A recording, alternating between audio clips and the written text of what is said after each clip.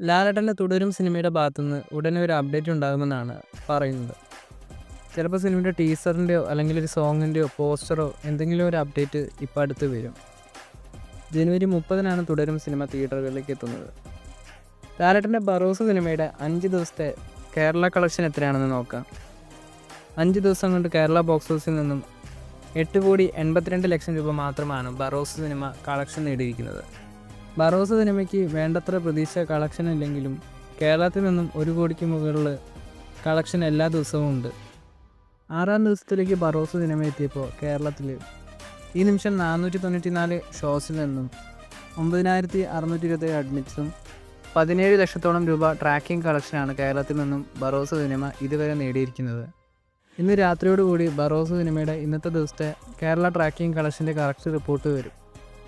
ബറോസ് സിനിമയുടെ കൂടുതൽ കളക്ഷൻ അപ്ഡേറ്റുകൾക്കായിട്ട് കാത്തിരിക്കുക.